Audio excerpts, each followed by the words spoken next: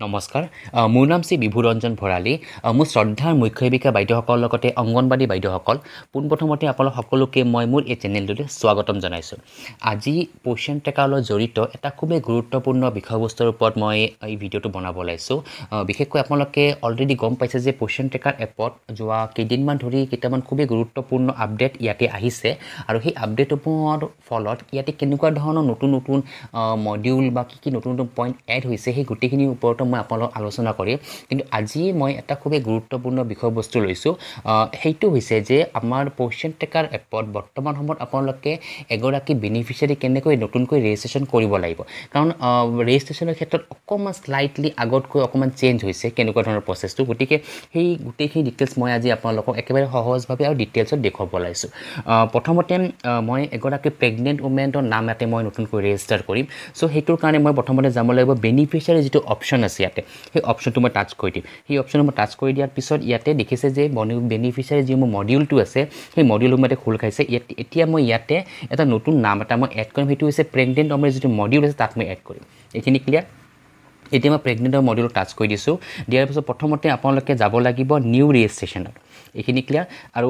new registration যোৱাৰ পিছত যিখন ফৰ্ম আহিব সেইখিনিত কাম আপোনালোকে অলমষ্ট বা আগতে ভালেকেইবাৰ কৰিছে এনেকুৱা নতুন ৰেজিষ্ট্ৰেশ্যন কৰিছে কিন্তু বৰ্তমান কেইটামান সৰু সৰু ইয়াতে নতুন নতুন পইণ্টছ নতুন এড কৰা হৈছে বা অকণমান চেঞ্জ হৈছে বা ইয়াৰ পিছত কি প্ৰচেছত সেইটো ছাকচেছফুলি মডিউলটোত আহিব সেইখিনি মই একেলগে ডিটেইলছত দেখুৱাই দিম ইয়াতে চাওক প্ৰথমতে মই নিউ ৰেজিষ্ট্ৰেশ্যন অপশ্যনটো টাচ কৰিছোঁ এতিয়া ইয়াতে নেম অফ প্ৰেগনেণ্ট উমেন বুলি কৈছে চ' মই ইয়াতে নামটো প্ৰথম ইয়াতে ৰেজিষ্টাৰটো প্ৰথমতে লিখিলোঁ ইয়াতে নামটো মই প্ৰথম নামটো ইয়াতে লিখি আছোঁ চৰি এইটো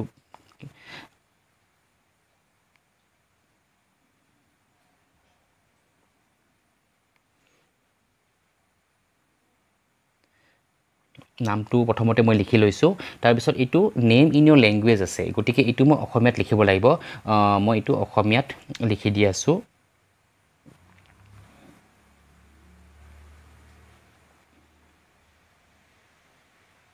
এতিয়া মই এইটো অসমীয়াটো একেলগে লিখি দিছোঁ তাৰপিছত তেখেতৰ হাজবেণ্ডৰ নামটো লিখিব দিছে এতিয়া হাজবেণ্ডৰ নামটো মই একেলগে ইয়াতে লিখি লৈছোঁ হাজবেণ্ডৰ নামটো চৰি এতিয়া এইটো মই এইটো চেঞ্জ কৰি লৈছোঁ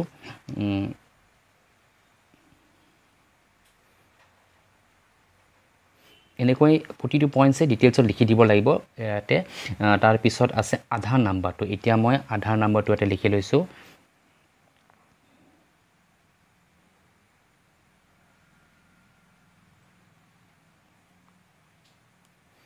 ক্লিয়াৰ এতিয়া আধাৰ নম্বৰটো মই লিখাৰ পিছত এবাৰ তথাপিও চেক কৰি ল'ম বা আপোনালোকেও কাইণ্ডলি এবাৰ চেক কৰি ল'ব আৰু এই যিখিনি ডিটেইলছ মই ইয়াতে লিখিছোঁ সেই গোটেইখিনি ডিটেইলছ মই আধাৰ কাৰ্ডৰ পৰাহে লিখিছোঁ ইয়াতে মই নিজাকৈ একো লিখা নাই আৰু আধাৰ কাৰ্ডত যেনেকুৱা ধৰণৰ নামসমূহ লিখা থাকে সেনেকুৱা ধৰণে আপোনালোকে ইয়াতে লিখিব লাগিব ঠিক আছে এতিয়া ডেট অফ বাৰ্থটো আমাৰ আধাৰ কাৰ্ডত দিয়া আছে গতিকে সেইমতে আমি ইয়াতে লিখিব লাগিব চ' ডেট অফ বাৰ্থটো প্ৰথমতে ইয়াৰটো মই চুজ কৰিছোঁ ওপৰৰ অপশ্যনটো যিটো একদম ওপৰৰ পেজ 2008 আছে সেইটো মই টাচ কৰি দিছোঁ ইয়াতে মই প্ৰথম ইয়াৰটো পাই যাম ইয়াৰ পৰা মই ইয়াৰটো লৈছোঁ লোৱাৰ পিছত ইয়াতে মান্থসমূহ আহি গৈছে আৰু ইয়াতে মই এইডাল যেতিয়া মই টাচ কৰি দিম এই এৰ'ডাল টাচ কৰাৰ পিছত এইটো মান্থৰ এইটো অপশ্যনটো আহি গ'ল আৰু ইয়াতে ডেটটো আহি গ'ল দি ইয়াতে অ'কে কৰি দিছোঁ দিয়াৰ পিছত অট'মেটিক ইয়াতে তেখেতৰ ডেট অফ বাৰ্থটো ইয়াতে আহি গৈছে ঠিক আছে এতিয়া মোবাইল নাম্বাৰটো লিখিব কৈছে মোবাইল নাম্বাৰটো এতিয়া মই ইয়াতে লিখি লৈছোঁ ক্লিয়াৰ এইখিনিলৈকে অলমষ্ট ঠিকেই আছে এতিয়া মই নেক্সট আছে তেওঁলোকৰ কেটেগৰীটো হ'ব আদাৰ্ছ হ'ব তাৰপিছত do you belongs two religious minority ইয়াতে মই ইয়েছ দিব লাগিব ঠিক আছে চৰি এইটো মোৰ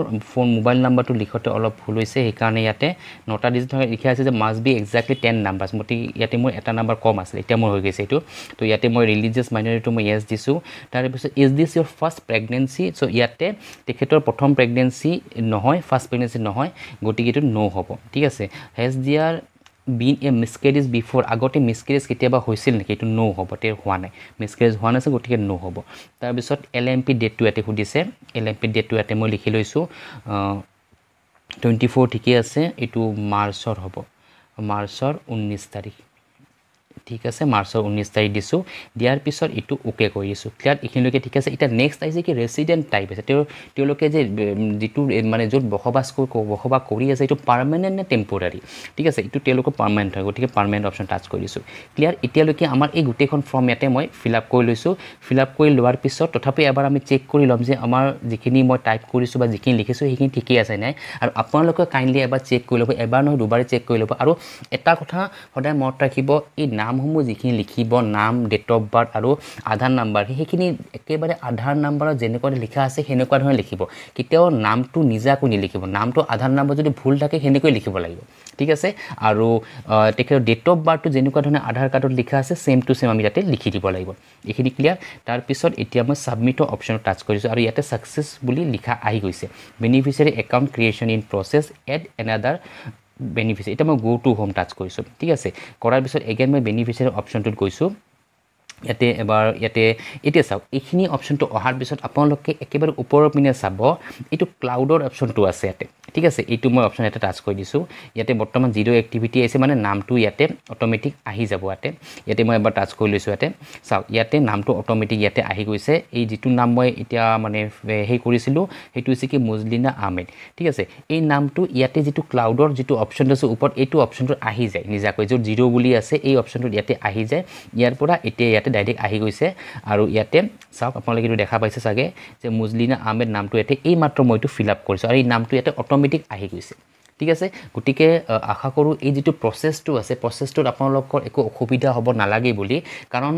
এই প্ৰচেছটোত অলৰেডি আপোনালোকে আগতেও কৰিছে ভালেকেইবাৰ মানে ৰেজিষ্ট্ৰেশ্যন কৰিছে কিন্তু কেতিয়াবা অকণমান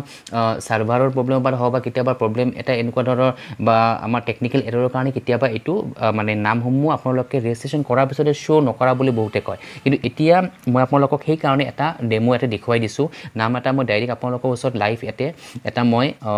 অলৰেডি ৰেজিষ্ট্ৰেশ্যন কৰি দেখুৱাই দিছোঁ গতিকে কেনেকুৱা ধৰণৰ প্ৰচেছত এইটো কি হৈ ইয়াতে মডিউলটোত আহিব সেইখিনিও আপোনালোকে এতিয়া গম পাই গ'ল আশা কৰোঁ ভিডিঅ'টোৰ জৰিয়তে আপোনালোকে কেনেকৈ ৰেজিষ্ট্ৰেশ্যন কৰিব লাগে সেইখিনি প্ৰচেছ আপোনালোকৰ অকণমান হ'লেও কনচেপ্টটো ক্লিয়াৰ হৈ গৈছে বা অকণমান ৰিভিজন টাইপৰ হৈছে কাৰণ এইখিনি কাম আগতে কৰিছে গতিকে আজিৰ ভিডিঅ'টোত মই এইটোৱে মেইন মই পইণ্ট হিচাপত লৈছিলোঁ আৰু এইটোৱে মই আপোনালোকক দেখুৱাব বিচাৰিছোঁ আৰু মোৰ পৰৱৰ্তী